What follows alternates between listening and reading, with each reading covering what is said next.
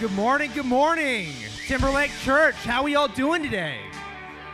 Awesome. Well, my name's Chris. I'm part of the team here at Timberlake. Welcome. I'm thrilled to see you all here. We got a couple announcements before we get back to worship. First off, May 26th, we got Memorial Day BBQ. BBQ, it's coming. Hamburgers, hot dogs, got a bouncy house for the kids. We're gonna go and be doing that. Next thing is June 2nd. We got baptism, Nacho Libre, baptize. We're gonna go ahead and have the thing set up here for second service. We're gonna go ahead and baptize.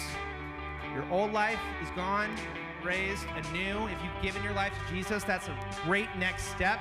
I highly encourage, go ahead and go to the Connect desk, in the lobby. Lastly, I'm gonna need to share with you guys my testimony, because a lot of you guys haven't heard it.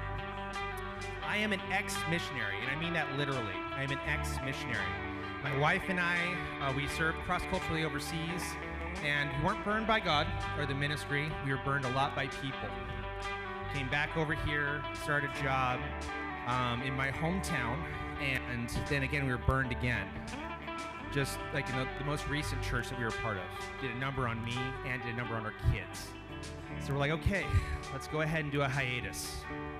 Because if I can meet with God, I can meet with the perfect in my quiet times, and I don't even have to have contact with the imperfect people, right?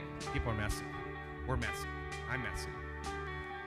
And my wife started coming to this church and brought the kids here. Started to see a change in her. Started to see a change in the kids. And my schedule changed, and I could come and meet all of you and be a part of what's happening here. I started to change. I started to see things happen within myself. And so my wife and I, we were challenged, and we started giving to the church. Like we, give overseas. There's lots of people doing crazy stuff overseas and whatnot. And we started giving here. I want to challenge you guys today. Like Timberlake makes it very easy to go ahead and give offering and whatnot. And so there's QR codes at the back, and then there's bins and stuff like that. But there's so much happening here. There's so much happening that this church has vision for this community, for Castle Rock, for Kelso, for Longview, where I live, Silver Lake and Toutle. Right here in this community, there is so much going on. And I don't want to miss out being a part of what God is doing. God is doing something here. God is doing something in this community. I want to be a part of that. I want to be a part of what the next step is for Timberlake. I want to be a part of what God is doing in this place. And in my giving, I'm here on stage. I can't believe I'm emceeing again, because I was so burned out by people within the church, which I felt like, God is perfect, but people are imperfect. But I'm here. I'm up on stage doing this again. I feel changed. I feel the love that is in all of you. I feel the love from you and from the team here. So again, my challenge is to be a part of what is happening here. And I'll leave you with this here. So, there's the whole old Levitical thing. If you don't read the Old Testament, it's the 10th thing. But here, in the early church, this is after Jesus has, ascended and done all that. Now, Acts 4:32. Now, the full number of those who believed were of one heart and soul. And no one said that any of the things that belonged to him was his own, but they had everything in common. And with great power, the apostles were giving their testimony to the resurrection of the Lord Jesus, and grace was upon them all. There was not a needy person among them, for as many who were owners of lands and houses sold them and brought them proceeds of what was sold. That's crazy. That's crazy. And laid it at the apostles' feet, and it was distributed to each as any had need. I want us to be of one heart and of one soul, and for us as a church to move forward together in our community. Anyone who has need, I'm there for you. I got you. Or I got a guy. He can help you out. This is us. There's something happening here. And I'm thrilled to have you here. I'm thrilled to be a part of this, and I challenge you to be a part of it too. All right, let's go and get back to worship.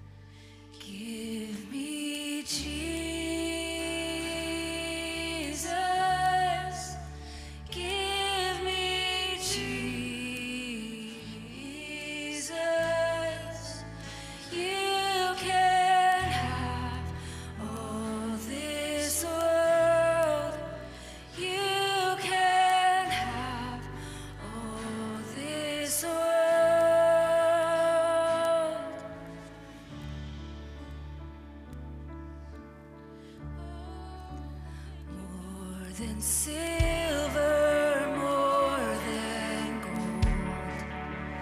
You are the treasure that I hold.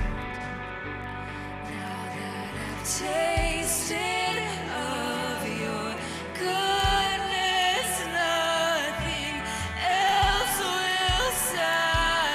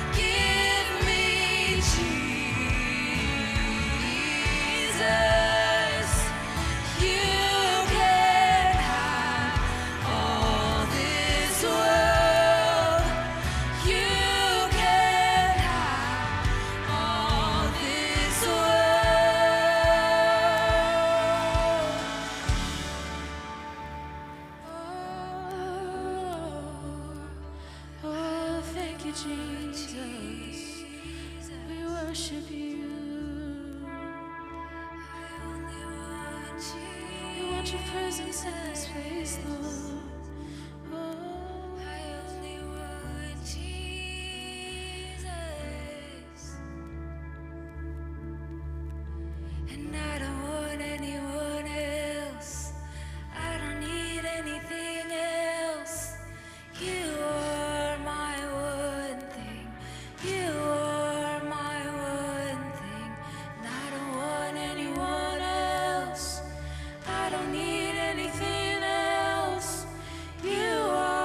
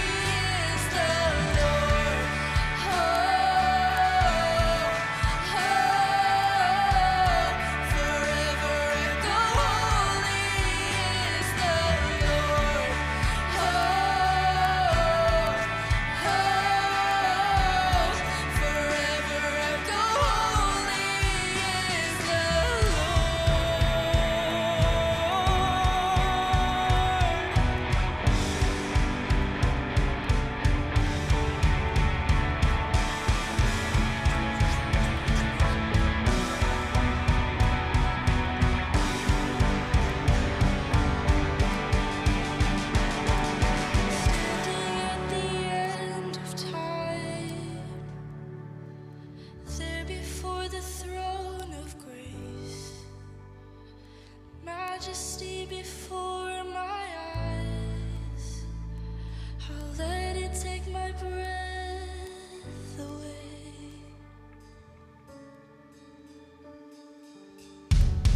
A million angels fall face down on the floor, all to echo.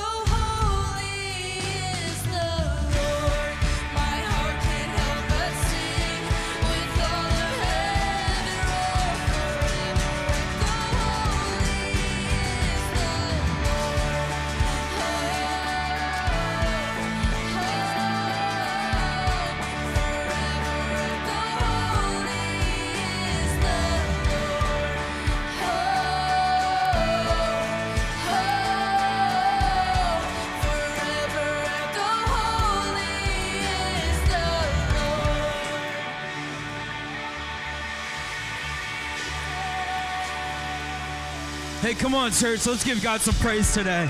God, we are so grateful to be in your house. We are so grateful to spend our morning with you.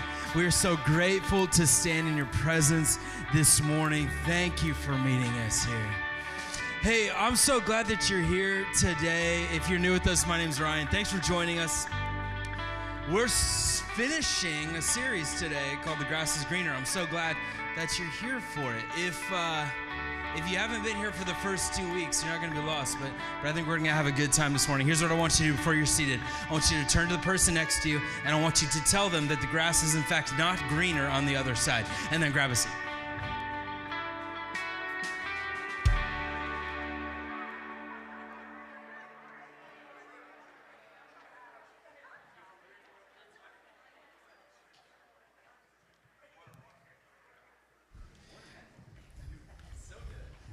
I love to hear you just talk amongst yourselves. I don't know, it's wonderful.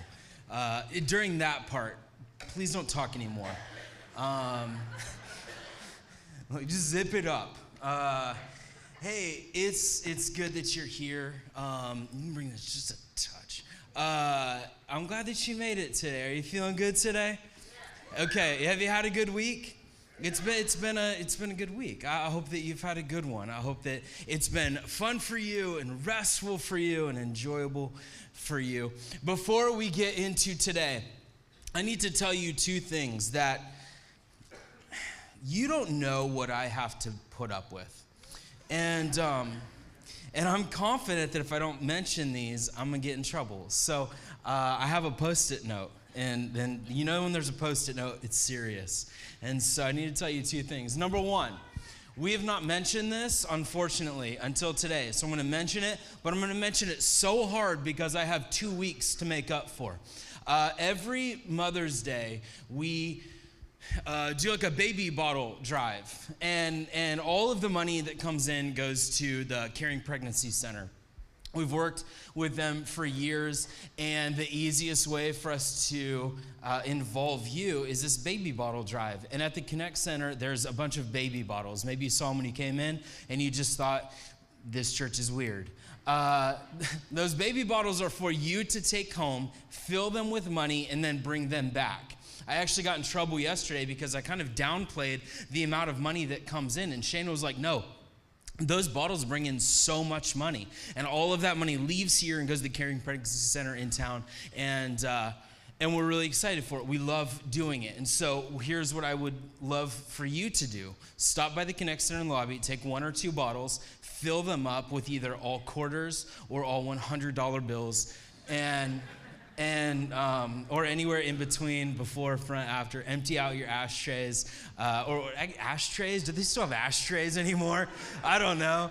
Like, remember when that was a thing? That's weird. Where do people put their cigarettes now? I don't know. I actually picked one up from outside this morning, so apparently that's where. The church parking lot. Anyway. What are we talking about? Fill up your baby bottles from wherever you keep your change. Put dollars in there, put lots in there. We want to bless the Caring Pregnancy Center. So thanks for being a part of that. We need those back. Well, 2 points. Number one, we need them back. it is inevitable that some of them do not get returned. I personally have to go and replace those financially. They make me just buy them back for when you don't return them. And so you have to bring them back. Number two, we need them back by Father's Day. And so that leaves you some weeks until those have to be back. Bring them back on Father's Day, whenever that is. June 9th? 16th. June 16th. Oh, we got time. Take your time.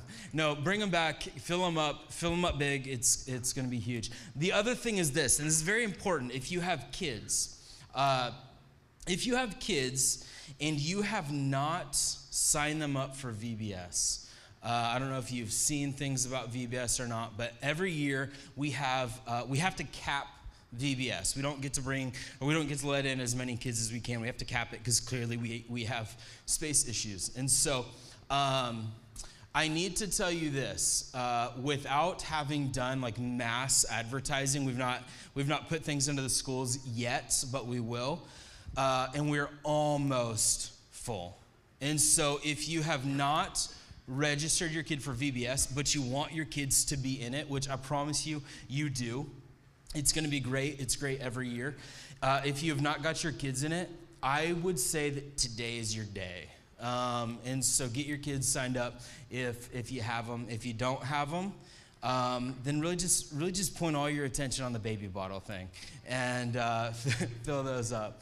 And I know, I'll say this. This is announcement 3. If you're not serving at VBS, we could really use you.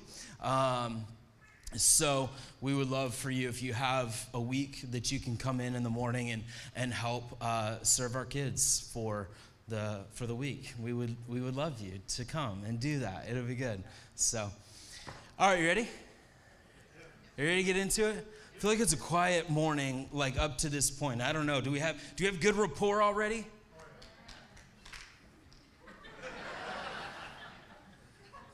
I did not know what that was. I appreciate it from the one person that tried. I thank you. We went to the Cowlitz County Chaplain banquet last night, and they were doing introductions, and I felt so bad because, you know, there's somebody on stage and they introduce somebody, and there was like 600 people there, and they all cheer for this person, and then you go to the next person, they all cheer, and then the next person, and then like a little less cheering, and then you get to the end, and it's like, and then we've got our photographer who's donating his time, and somebody's like, great. Like that, like it scaled so far. I felt terrible. So anyway, that's what that felt like. And yet none of you care. Anyway, let's get into it. We're wrapping up this collection of messages called The Grass is Always Greener. It's been a good series, I think, at least for me. I realized something about halfway through this that I think that I was probably preaching from my own heart and my own life and what I struggle with and what I walk through. And so if you've missed the last couple weeks, I would encourage you to go watch them and hopefully they fit into what you are, to what you're living.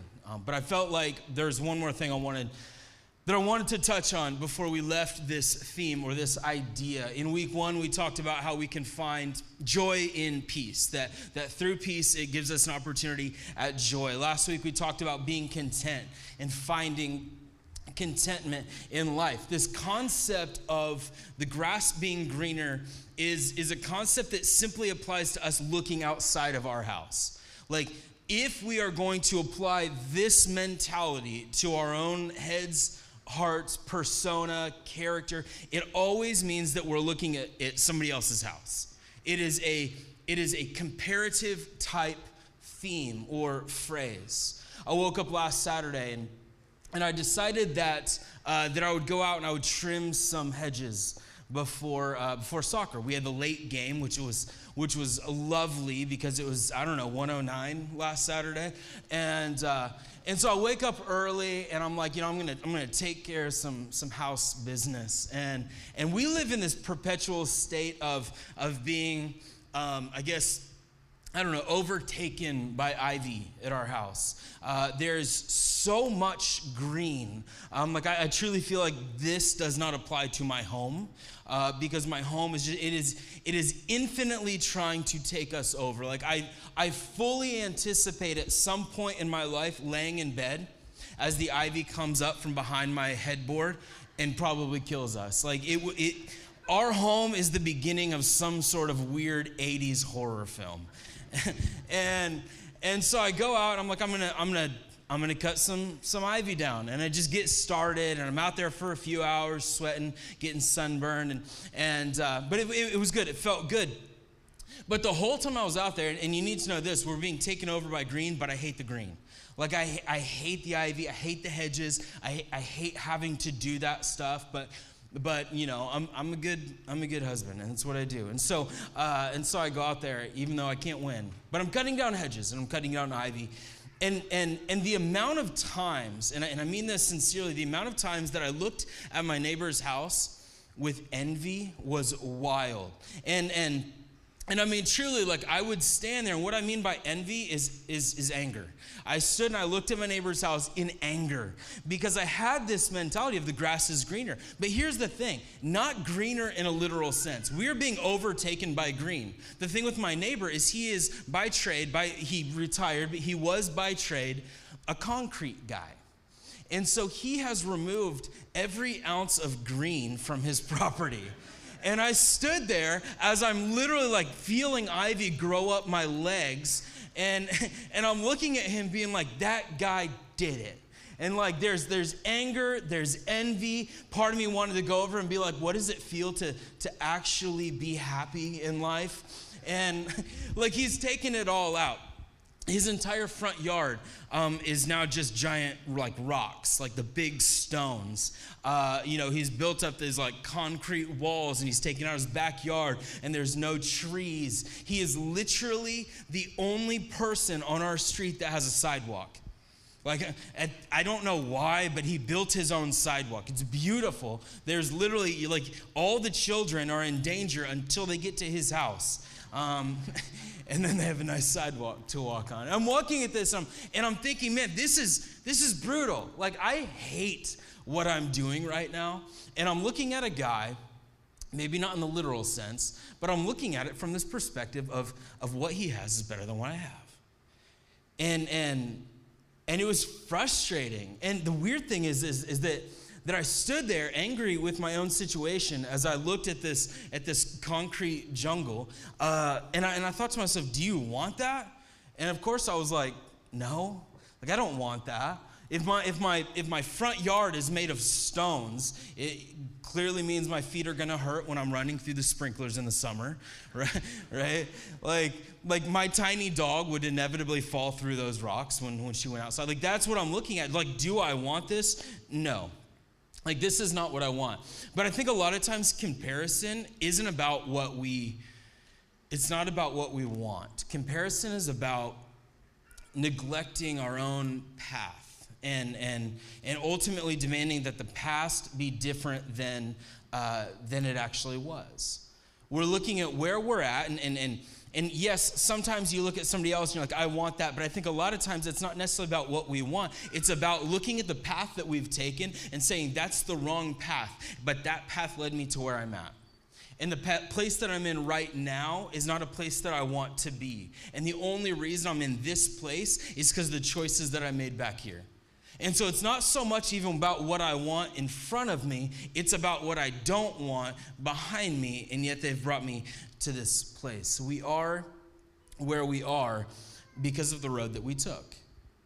You are in the position that you're in because of the road that you took. You're in the spot in life that you're in because of the choices that you chose to make, whether they are good or bad.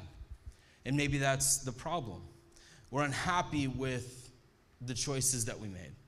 We're unhappy with the decisions that we made, and they put us in this position, but we're in the position that we're in. Like, we might be unhappy with the position that we're in, but we are in the position that we're in. If you have a Bible, you can flip it open to John chapter 10. We're going to look at one of Jesus' stories that It's one of my favorite passages of Scripture. And I'll paraphrase, but in John chapter 9, Jesus had just healed a blind man. He was blind from birth. Jesus heals him, gives him sight, and of course the Pharisees show up and they begin to argue, which is the silliest statement that somebody can make, right? That there was a group of people that came to argue the fact that Jesus just gave a man sight for the first time in his entire life. So the Pharisees begin to argue. And Jesus goes into this uninterrupted monologue of sorts, and he just begins to school the Pharisees. And in the middle of this, he delivers 3 analogies, all having to do with shepherding. It's a metaphor that his audience would have understood because he's talking to people that shepherd, something that probably I would have understood as the, avid farmer that I am. And he, like the slow, like, can you guys get on the same page? With the slow claps and the slow, I don't know, we'll sync up by the end of this. And so he goes in and he gives these 3 analogies about shepherding. And he tells them, he says, I am the gate, and no one comes into the sheep pen without going through me, and nobody comes to the Father without going through me. And the analogy that they would understand is that the shepherd would sit in the gate of the sheep pen, and nobody could come in to get the sheep unless they went through the shepherd. Like, that was what they understood because that's what they did. So Jesus says, I am the gate. Nobody gets to the sheep unless they go through me. And it's this beautiful salvation message. It's this beautiful message of love and hope. And in the middle of this discourse, he says this in verse 10, the thief comes only to steal and kill and destroy. I have come that they may have life and have it to the full. I am the good shepherd. The good shepherd lays down his life for the sheep.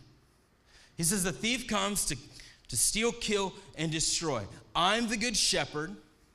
I want you to have full life. I have come so that you could have full life. It's a curious statement because in chapter 16, we find Jesus again, but only this time he says, in this world, you're going to have troubles. Yeah, but earlier you said you've come so that we could have full life. Jesus says, in this world, you're going to have trouble. Both are statements that Jesus makes centered around the fact that both statements formally are referring to him. He says, I've come so that you can have full life. You can have full life because of me. Because of me, you can have life to the fullest. 6 chapters later, he says, in this world, you'll have trouble. But because of me, you'll overcome it. And again, it goes back to Jesus. I think that we get in the way of that. I think that we get in the way of full life. We are the problem in the equation. Jesus says, listen, I want you to have a full life. 1 + 1, you do it by coming to the Father. 1 + 1 equals full life. Go through Jesus' full life. In this world, you're going to have troubles, but because of me, you can overcome those troubles. We are the issue in the equation. We are the ones that get in the way of the full life promise because I think that we get to this place in life where life is based on a comparison. We're looking at somebody else's life and ours doesn't look that way. Maybe we want something. Maybe we just don't want what we have. I think that we all get in this place at some point where we sit in this trap of comparison. We all do it. We drive a black Ford Explorer. It's been good to us. It's got a couple years on it, but it's been good to us. It's had a couple problems under the hood. Last year we were involved in a hit and run. Maybe some of you remember that. Literally just got fixed like a month ago. But it's been good to us for the most part. But I can say, without question, without fail, no matter how faithful that black Ford Explorer has been to us, I can say without fail that if Shayna sees a Mercedes G-Wagon, she will always let me know that she will leave me for her next husband if that's what he drives. Like, we all do it, and you can apply it to your own life. Husbands, you probably have maybe similar wives. About once every 6 months, I go and I look at G-Wagons on the line, see what I can get one for. And they're like, oh, yeah, no, we can't get one of those. Like, I'll help you find a husband. I signed Shane up for eHarmony myself. I don't know. Filter rich dudes. I don't know. There's this whisper inside of our spirit. There's this whisper inside of our spirit that constantly says that we need what they have for us to be whole. There's a whisper inside of our spirit that is constantly saying we need what they have to be accepted or loved or valued or cared for or of worth or respectable. The downside to excessive comparison, number one, is that it robs us of our own uniqueness. Like, our comparison to somebody else robs us of what God has created specifically for us. God has created us unique in our own individual ways. A couple weeks ago, I was at a track meet, and I've mentioned track meets before recently. And I'm at this track meet, and it took me a couple weeks to realize what was happening at the track meets, or maybe why they weren't the most enjoyable. So what happens is you show up and you're there for about 2.5, 3 hours, and your kid will have 1 or 2 events. And I realized what happens is that it's 2.5 or 3 hours of you sitting in the stands observing kids just hanging out. Like, it is, you go to Kelso High Stadium and it's got like a bowl feel, right? And you're up high and you're looking at the bowl and they're all just scattered all over the field, just hanging out. Like, you show up and your kid has anywhere from 5 seconds to 5 minutes of an event, and the other 2.5 hours, they're just hanging out. Like just standing around with their friends. It literally is like a social hour and then we as parents are sitting up above just watching. And if you don't have friends with you, you're literally just watching kids share drinks. And and I'm not even exaggerating. Like, they're not over in the corner training, they're texting. And that's what's happening. And so a couple weeks ago, I'm sitting at this track meet, and I'm observing the kids and probably judging a little. And I see this girl, and she's walking off the field, and middle school teenager, and she's walking off the field, and I don't know if you remember when you were in school, some of you had to reach a little bit, but there were always like categories of kids. Do you know what I'm talking about? And I don't know if they still have the categories. I think you go back to like the 60s, and you pretty much just had like jocks and the nerds, right? And then you get to the 90s, and we came alive with like the genres of kids.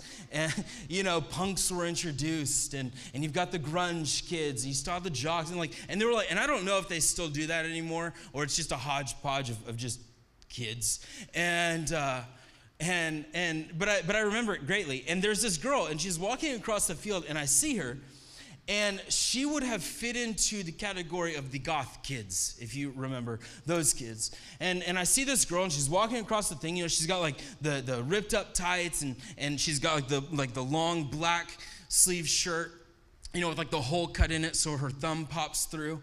You know what I'm talking about?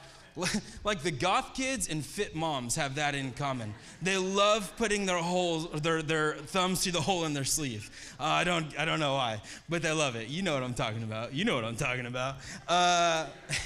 that was this girl, right? Jet black hair. I mean, like head to toe in black. Okay, that was her thing. Except a bright purple track uniform on top of it. And I looked at this girl and I said, "Good for you." You don't let them rob that from you, right? Like, you got to wear the track uniform, but wear your black underneath it. I don't care. Like, she had track shoes on, and they got metal studs all over them. And I looked at it and I was like, this, good for you. Good. And I text Shayna, and we both said, good for you. Own your uniqueness, right? Or let's make it spiritual for a second. David said this. He said, "I praise you because I'm fearfully and wonderfully made. Your works are wonderful. I know that full well." The idea that we have to be someone else in essence, steals who we uniquely were created to be. We don't have to be somebody else. We were not created to be somebody else. David says, I praise you because of how you made me. That's how good I am.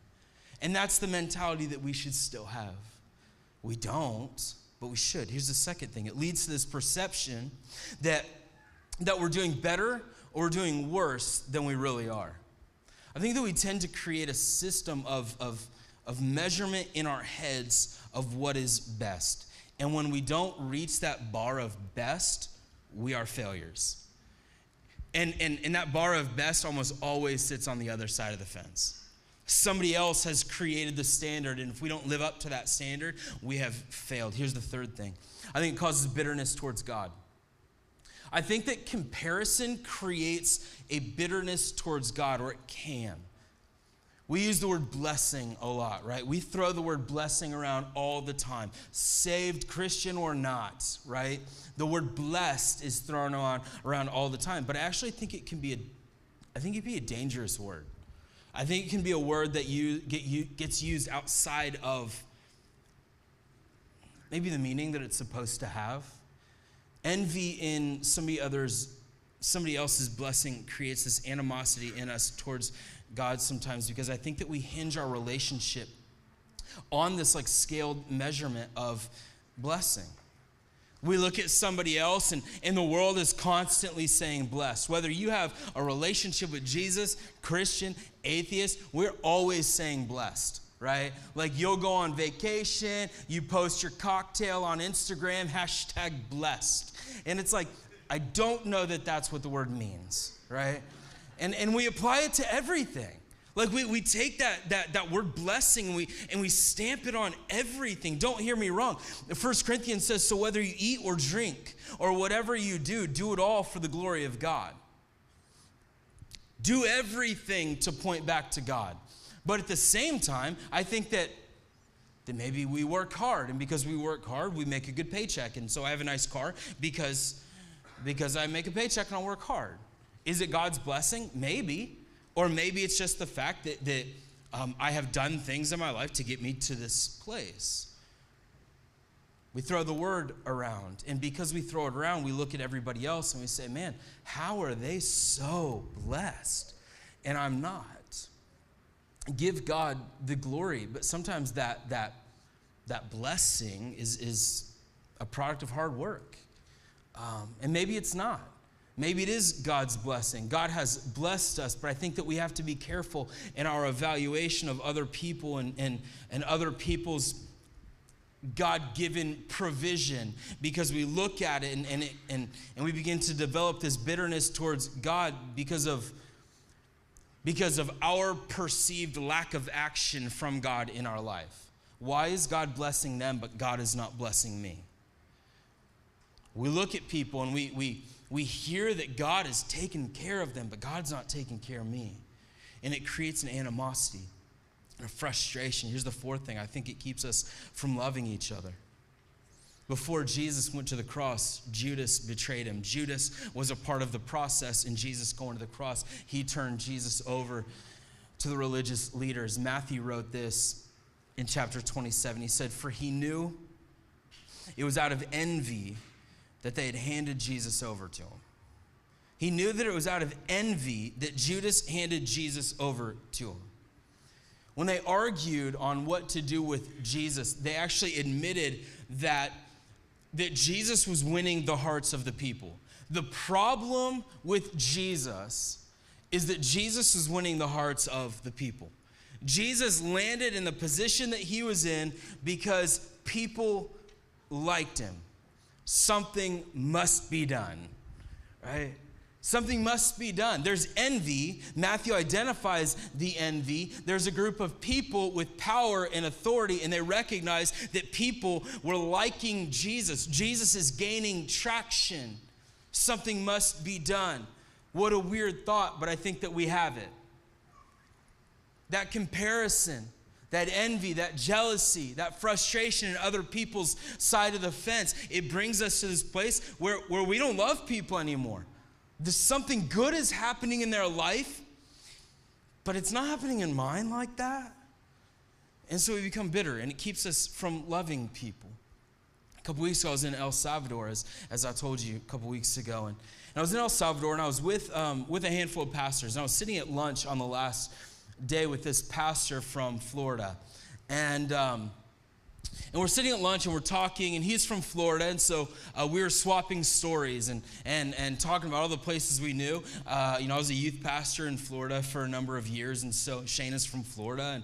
And so we were swapping stories. Who do we know? What churches do we know? And he asked me what church I was at when I was there, when I was a youth pastor a long time ago. And I told him the name of the church. He's like, oh, yeah, no, I know it well. And we're talking about it. And he's kind of asking me my story. And most of you don't know my story, but through ministry, I've had ups and downs. I've had things that were good, and I've seen some of the worst in church. And in my very first position, I saw some of the worst in church. And we had a pastor that made some pretty questionable decisions, if I can say it like that. And maybe you have experienced church like that at times, but we had a pastor that made some pretty questionable decisions. And as a result, the church just kind of imploded while we were there. It was terrible. I was young. We were just babies in ministry. And it was brutal. It was a bloodbath. And so I was talking to this guy about it, and I wasn't giving him details, but I was just talking like I just did, and just talking about the frustration of that first church. And I said to him, but it was cool, in the middle of the implosion, we moved on, and we took another position somewhere, which was needed and necessary for us, and we began to heal. And I was talking about this story, and I told him that they brought in a new pastor. He was great. They brought in a new youth pastor after us, and the youth ministry just blew up. It was cool. And then I said the guy's name that followed me, the youth pastor after me. And the guy that I'm sitting at the table with was like, oh, yeah, that's my son. And I was like, oh, no.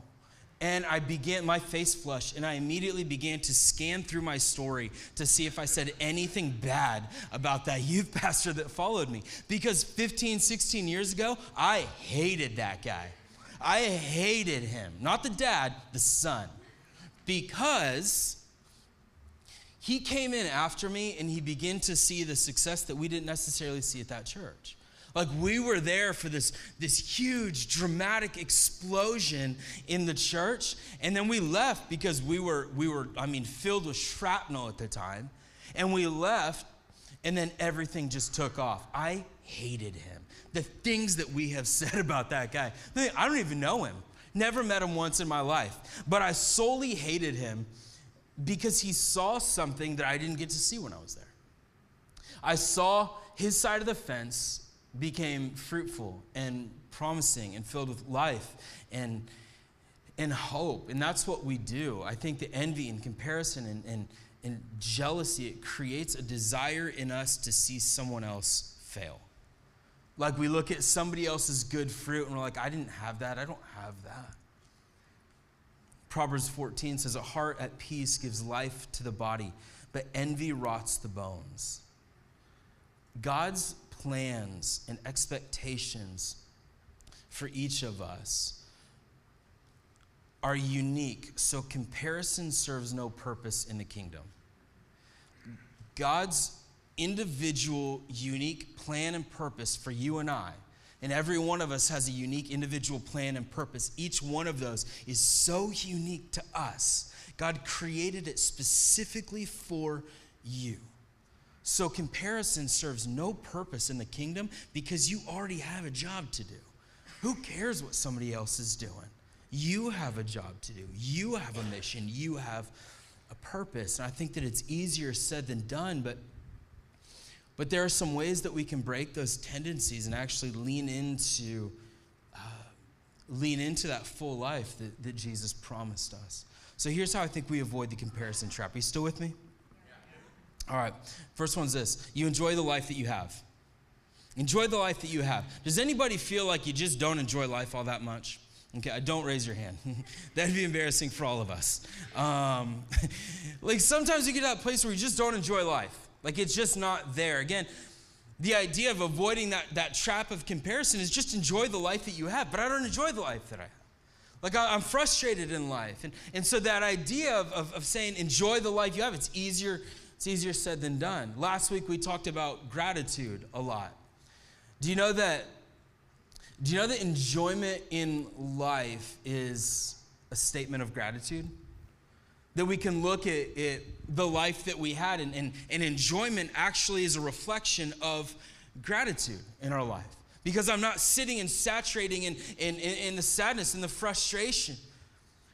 In week 1, we talked about Solomon in Ecclesiastes. In chapter 2, in the middle of this very bleak book of the Bible, he says, people can do nothing better than to eat and drink and find satisfaction in their toil. This too, I see, is from the hand of God, for without him, who can eat or find enjoyment? Solomon, as we stated in that first week of this series, Solomon was somebody that had everything. In fact, he said that there's no one that has ever been through Jerusalem that has or is who he is. And he wasn't being arrogant. God blessed Solomon. God gave Solomon something. In the middle of this bleak book of the Bible, he says there's nothing that we can do better than enjoy the fruits of our labor.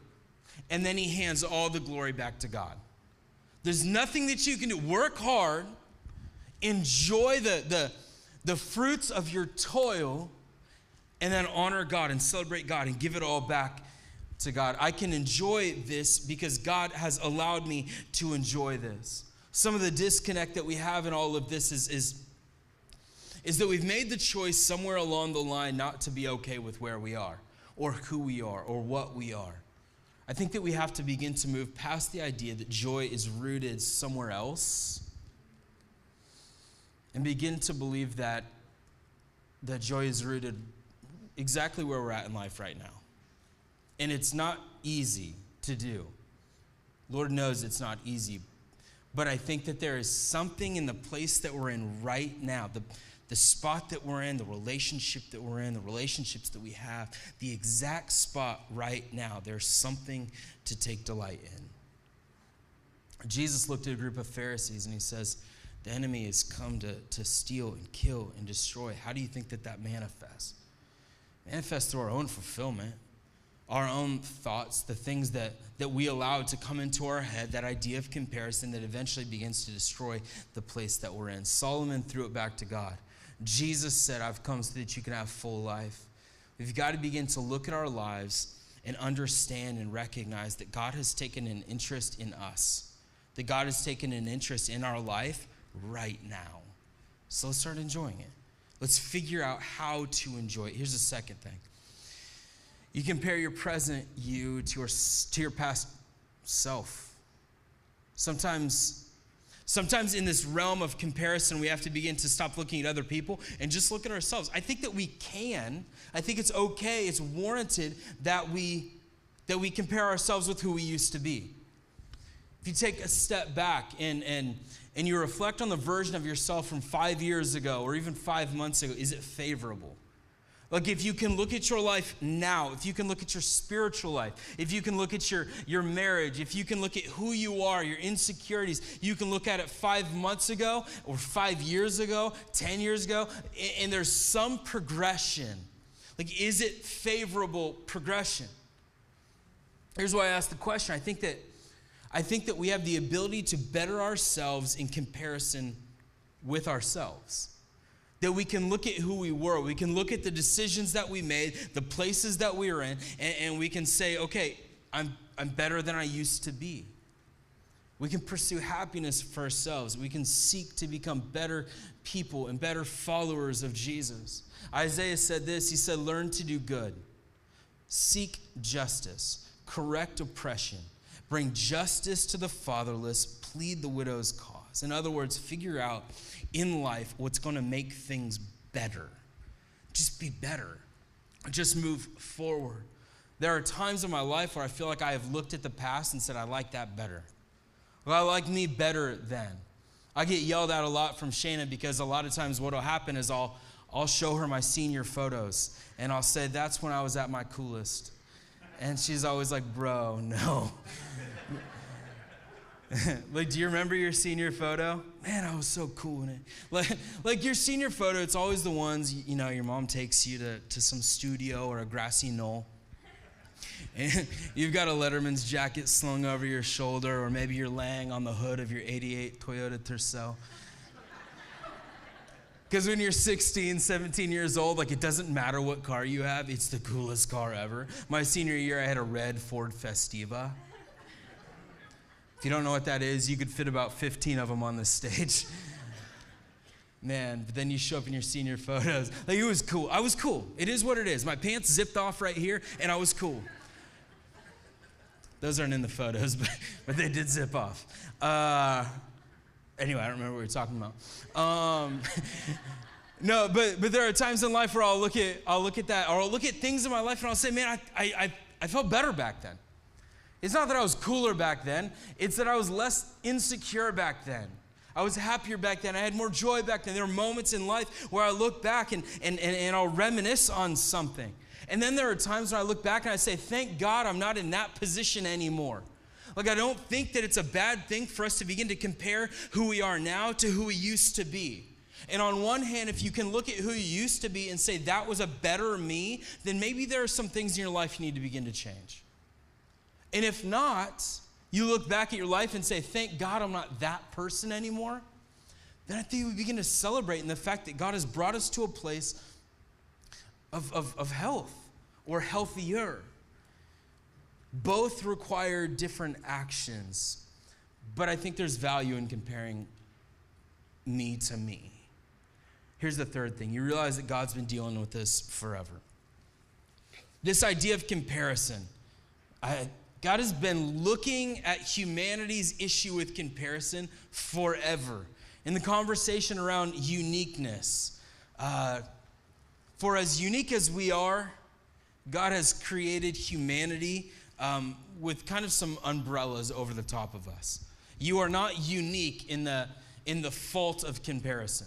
Like, we are not different than the rest of the world in this idea. I think that the heaviest part around this comparison trap is that we begin to silo ourselves and it creates this insecurity.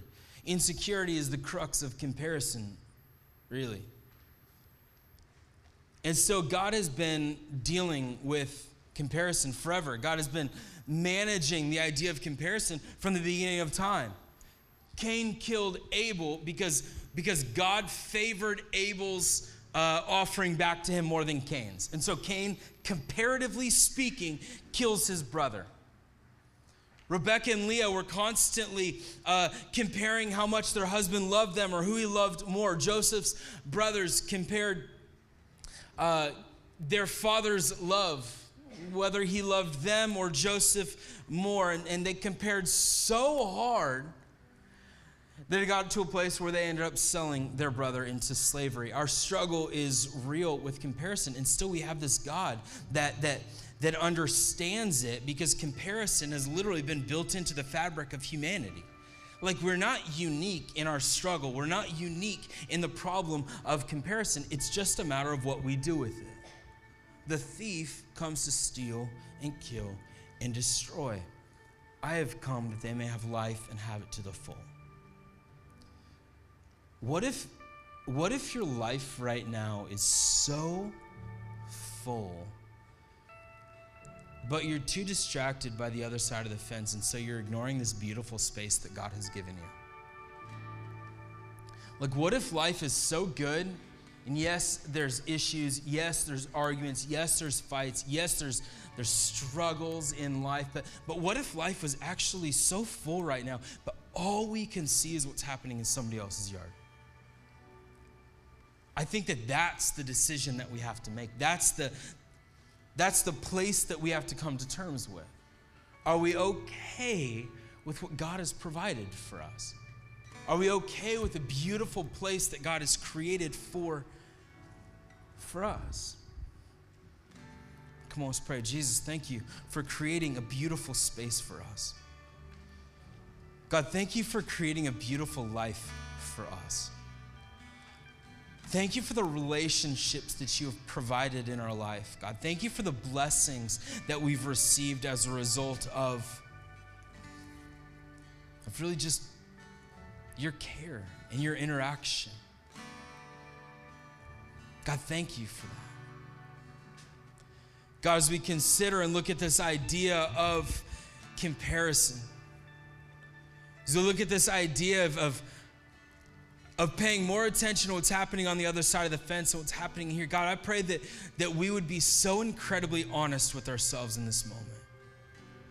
God, that we would be so incredibly honest with who we are right now and what we've been given, the blessings that we have, or even our frustrations. That we would be honest with the way and the person that we are. With nobody looking around, let me ask this question real quick. Maybe you're here today and the struggle is real. And I almost think that this idea of comparison is one that we have to look just a little bit deeper for.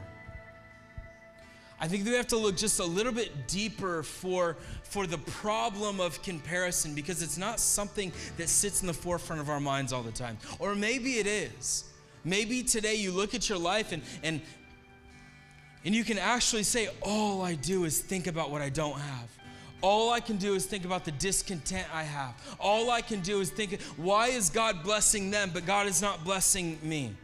As I walk through the battle, all I think about is, why has God given them so much and God has given me nothing? I don't know where in that spectrum you fit. What I do know is that God has not designed you to envy or long or even desire what somebody else has. God has created a space that is uniquely beautiful for your life right now. It doesn't matter how old you are or how young you are. God has created a beautiful space in your life for right now.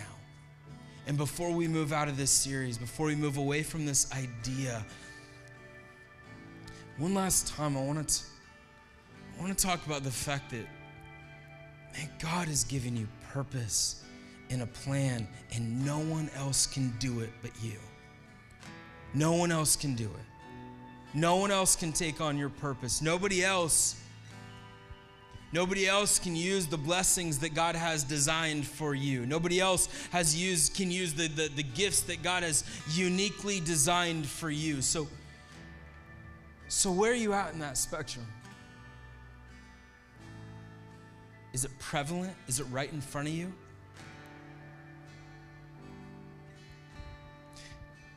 I'm not going to call you out or ask you to respond physically. I'm going to ask you to respond internally in this moment. And I'm going to pray. And as I said, this is the end. We'll move on to a new series next week, a new idea, a new topic. But before we do, I want to ask this. Maybe today you're here and you struggle with that idea of comparison. You struggle with that perspective that somebody else has something that's better than what you have. And maybe it's been a weight around your neck and it seems like you can't figure it out and you can't escape it. I promise you, you can escape it. I promise you, there's more for you. God's just waiting for you to realize it. If that's you today, just quietly, begin to pray and say, God, this is me. God, I'm struggling with my insecurity. God, I'm struggling with enjoyment in life. God, I'm struggling with what I have and this longing for what somebody else has. If that's you, just quietly begin to pray. God, we know that you are a God that gives us special attention, that you look directly at us, that you know us, that you know our hearts, that you know our spirits, God. You know the way that we think. You know the things that we battle and the things that we take delight in. You know us. God, in this realm of comparison, you know who we are. You know what we're looking at. You know that we're paying attention to things that maybe we shouldn't be. That we're looking at somebody else's life and we're looking at our own lives, and that's not the way that you intended it. God, today I pray for a very supernatural power, something remarkable that sits in our spirit that is not telling us that we need what somebody else has, but rather what you've provided for us is for us. God, that we're not neglecting or negating the past or the steps that we've taken. We're in the place that we're in right now. So God, I pray that we would be able to begin to see that full life in it right now. I don't want to shoot for full life, God. I want to experience it right now. So all across this room, God, for every person that is quietly offering their spirits back to you, their minds back to you, this comparison reality back to you, God, I pray that you would provide just peace in the now full life. God, thank you for it. God, can we just ask for your blessing today? God, can we ask for your blessing? Will you bless us today? God, will you help us to recognize that our blessing is going to look different than somebody else's blessing, but the blessing is uniquely designed for us, so can we experience it today? God, I pray as we walk out of this room today that each and every single one of us experiences blessing. God, that it would be so blatantly in front of us that we would immediately recognize, no, this is God. This is God's provision in my life. This is God's activity in my life. God, will you bless us today? Last thing, with no one to look around, if you're here today and don't have a relationship with Jesus, I don't want to miss that today. I know we've gone over time, but this is the most important thing that will happen today. If you're here today and don't have a relationship with Jesus, maybe you're watching online at home, you can do this right where you're at. I'm going to pray a prayer here in a second, and I'm going to ask just quietly wherever you're at to say this prayer with me. I'll give you the words to use, and you can back them with your own heart. If that's you don't have a relationship with Jesus, 2,000 years ago, God sent his son to die on a cross for us, to mend the wound, to heal the fracture, to provide us access to the Father. He is the gate, and no one goes to the Father but through him. If you're here today and don't have a relationship with Jesus, I want today to be that day. Just quietly begin to pray this prayer. You say, Jesus, thank you for dying on the cross for me. Say, please come into my heart, forgive my sins, wash me clean, and help me to begin to serve your purpose. And then just say thank you. And that's all it takes. That's all it takes to form this beautiful relationship with the Father. Eternal relationships with the Father. And heaven is rejoicing right now. God, thank you so much for your provision, your blessing. God, thank you for salvation. Thank you for being a God that cares and loves us. God, all across this room, once again, I pray that you would just provide a very tangible reality of your presence in our life today. God, we want to see it when we walk out today. God, life is going to be filled with troubles, but God, today will you provide some just beautiful image of who you are for us, for our purpose and what we have. God, we love you and we thank you. And we ask all in Jesus' name, amen. Amen. Let's give God some praise today. Can we do that? Hey, I think that we can do a little bit better than that. That was like the clap for me earlier. Can we give Jesus some real praise today?